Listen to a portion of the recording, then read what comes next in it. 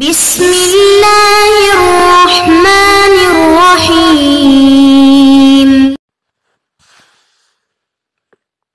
اعوذ باللہ من الشیطان الرجیم وَأَعْتَزِلُكُمْ وَمَا تَدْعُونَ مِن دُونِ اللَّهِ وَأَدْعُو رَبِّي عَسَىٰ أَلَّا أَكُونَ بِدُعَاءِ رَبِّي شَقِيًّا۔ عزیز طلبہ کرام، سبق نمبر 207 سورہ مریم آیت نمبر 48۔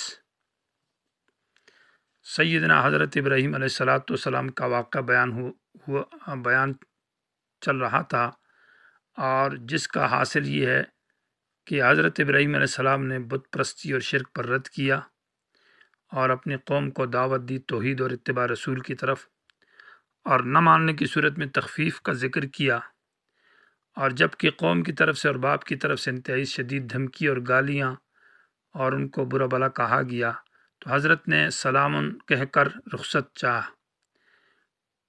اس میں اشارہ اس بات کی طرف کہ مکے والوں کو یہ تنبیہ کی جا رہی کہ آپ بھی آخری نبی کے ساتھ بدسلوکی کرتے ہو، آپ اس کے پیچھے ہے اس کو تکلیف دینے اور صحابہ اکرام کو برا بھلا کہتے ہو، تو صحابہ اکرام کو اشارہ کہ آپ ہجرت کریں ابراہیم علیہ السلام کی طرح۔ چنانچہ صحابہ اکرام نے حبشہ کی طرف ہجرت شروع کی اسی سورہ مریم کے نزول کے بعد، اور بعد میں مدینہ کی طرف، جیسے سیدنا حضرت ابراہیم علیہ السلام نے پھر وہاں سے ہجرت کی اور دوسرے ملک کی طرف چلے گئے، ارض شام فلسطین کی طرف، تو اسی کا تذکرہ ہے۔ وَآتَزِلُكُمْ، اور حضرت ابراہیم علیہ السلام نے کہا میں تمہیں چھوڑ دوں گا، ان اپنے باپ سے کہا تم سے بھی میرا بائیکاٹ، اعتزال مانا جدائی، وَمَا تَدْعُونَ، اور ان کو بھی جن کو تم پکارتے ہو، من دون اللہ، اللہ کے سوا، تم سے اور تمہارے معبود اور تمہارے خداؤں اور تمہارے دین سے میرا بائیکاٹ ہے اور بیزاری ہے۔ وَأَدْعُو رَبِّی، اور میرا دین یہ ہے کہ میں صرف اللہ ہی کو پکارتا ہوں، اللہ کے سامنے جھکوں گا، عاجزی کروں گا۔ عَسَىٰ اللہ اکون بدعاء ربی شقیہ، یقیناً امید کرتا ہوں کہ اللہ اکونا، کہ نہ ہو جاؤں میں بدعاء ربی، اپنے رب کی پکار میں، شقیًا، نامراد اور بدبخت۔ اللہ تعالیٰ مجھے مراد میری پوری کرے گا، اللہ تم ظالموں سے میری نجات دے گا، اور اللہ تعالیٰ میرے دین کو غالب کر کے رکھے گا۔ فلما اعتزلہم، جب انہوں نے چھوڑ دیا، حضرت ابراہیم علیہ السلام نے چھوڑ دیا ان کو، آزریوں کو اور ان کے معبودوں کو، وما یعبدون، اور ان کو جن کی عبادت کرتے تھے اللہ کے سوا، اس قوم کو اور اس کے معبودوں کو اور ان کی عبادت سے بائیکاٹ کر دیا اور جدا ہو گئے۔ تو وہبنا لہو، اس بائیکاٹ کی وجہ سے اور اس جدائی کی وجہ سے اللہ تبارک و تعالیٰ نے انعامات اور رحمتوں کی بارش برسا دی۔ تو وہبنا لہو، ہم نے دے دیا حضرت ابراہیم علیہ السلام کو اسحاق، اور اسحاق کی اولاد میں سے حضرت یعقوب علیہ السلام، وَكُلًّا جَعَلْنَا نَبِيًّا، اور ہم نے ہر ایک کو نبی بنایا۔ حضرت اسحاق بھی نبی تھے، حضرت یعقوب بھی نبی تھے، اور حضرت یعقوب علیہ السلام کی اولاد میں بنی اسرائیل بے شمار انبیاء آئے، اور اسی طرح حضرت اسماعیل علیہ السلام کا تذکرہ بھی بعد میں کیا جا رہا ہے، یہاں نہیں، کیونکہ حضرت اسماعیل بچپن ہی میں حضرت ابراہیم سے جدا رہے۔ وَوَهَبْنَا لَهُمْ، اور دیا ہم نے ان انبیاء کو من رحمتیں، اپنی بعض رحمتیں، وہ نبوت اور رسالت کی بعض خصوصی رحمتیں، وَجَعَلْنَا لَهُمْ لِسَانَ صِدْقٍ عَلِيًّا، اور بنایا ہم نے ان انبیاء کے لیے لسان صدق، ذکر خیر، علیًّا، جو کہ بلند مرتبہ ہے۔ لسان صدق، اس سے مراد لغوی معنی تو سچی زبان، مراد اس کا نیک نامی اور ذکر خیر اور اچھا تذکرہ مراد ہے، یعنی بعد میں ان کو ایک اچھا مرتبہ اور مقام اور ان کا ذکر خیر۔ علیًّا معنی بلند مرتبہ۔ وَاذْكُرْ فِي الْكِتَابِ موسیٰ، اور تذکرہ کیجئے کتاب کے اندر موسیٰ علیہ السلام کا بھی، اِنَّهُ كَانَ مُخْلَصًا، کیونکہ یہ بھی انبیاء بنی اسرائیل میں سے ہے۔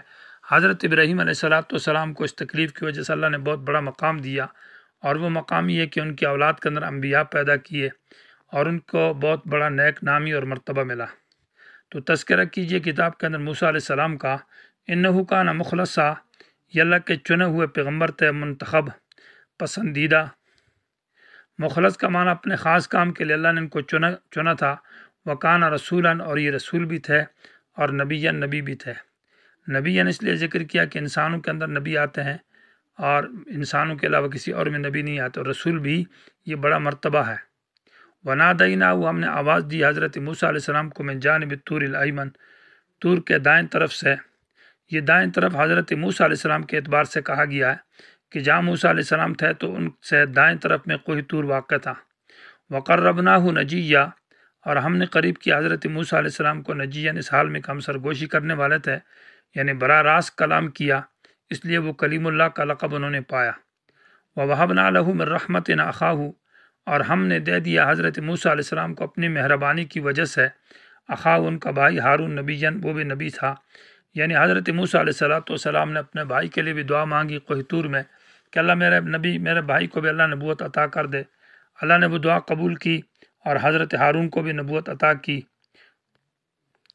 وَاذْكُرْ فِي الْكِتَابِ اسماعیل، اور کتاب کے اندر تذکرہ کیجیے اسماعیل علیہ السلام کا، یہ بھی اولاد ابراہیم میں سے ہے، اور یہ بنی اسماعیل اسی کے وطن سے آخری نبی محمد الرسول اللہ صلی اللہ علیہ وسلم مبعوث ہوئے۔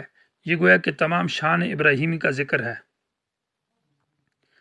انہ کان صادق الوعد، بے شک یہ سچے وعدہ والا تھا حضرت اسماعیل۔ اور روایت میں آتا ہے کہ ایک مرتبہ ایک شخص سے وعدہ کیا کہ میں ادھر بیٹھا ہوں راستے میں، اس نے کہا آپ بیٹھے، میں آتا ہوں، گھر کو گیا۔ 3 دن تک حضرت اسماعیل علیہ السلام وہاں بیٹھے رہے، اور 3 دن کے بعد وہ شخص آیا تو وہیں بیٹھے تھے، کہا آپ کی وجہ سے مجھے تکلیف ہوئی۔ یعنی وعدے کتنے سچے تھے۔ اسی طرح جو اپنے باپ سے وعدہ کیا تھا ذبح ہونے کے بارے میں، اور اس وعدے کو بھی سچا کر کے دکھایا۔